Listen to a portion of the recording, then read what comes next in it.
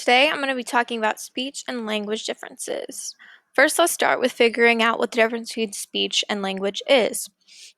Speech is the expression of language via sound. It's the oral modality for language.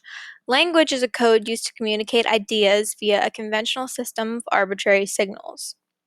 What are some common speech and language disorders? Articulation disorder, phonological disorder, apraxia of speech, syntactical deficit, pragmatic difficulties, central auditory processing disorder are just a few.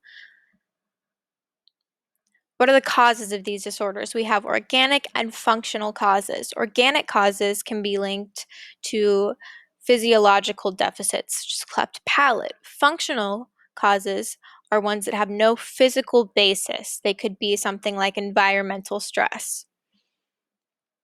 What do I do to help these students in my classroom? You can break information into smaller chunks for them, work on repetition and repeating yourself when they need it, write down information for them, maybe have a paper that has the vocal directions on it that they can look back at. Be patient with them and advocate for them. What is AAC? It is augmentative and alternative communication. These are symbols, aids, strategies, and techniques used as a supplement or alternative to oral language. Implementing these in your classroom can be very beneficial. We also have high-tech AAC, which these are speech-generating devices. This is a high-tech augmentative or alternative communication of device capable of speech. These can be found on your iPhone in the App Store now. A lot of these are quite expensive, though. I have had a few up here, and while looking at them, they're expensive, and this can be really troubling that these are expensive when these could help your students out a lot.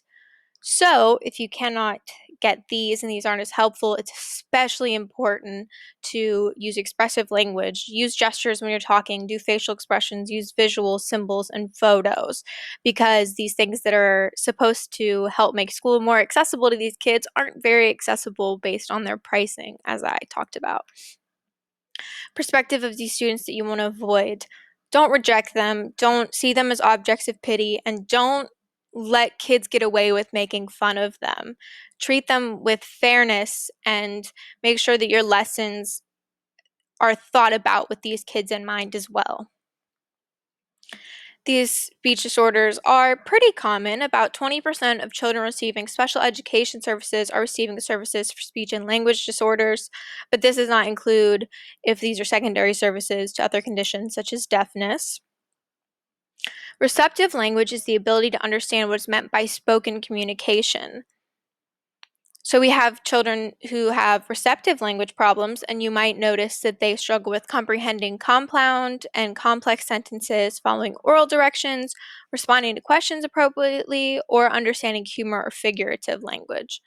We also have expressive language, which is the formation and production of language, verbal and nonverbal, that is understood by and meaningful to others. Kids who struggle with expressive language disorders may have difficulty formulating questions, excessive repetition of information, incorrect grammar or syntax, and have a limited vocabulary.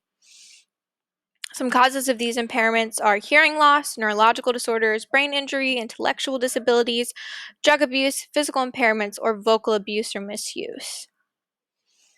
These children work with speech language pathologists at school, and they may work alone with a speech pathologist or in small groups.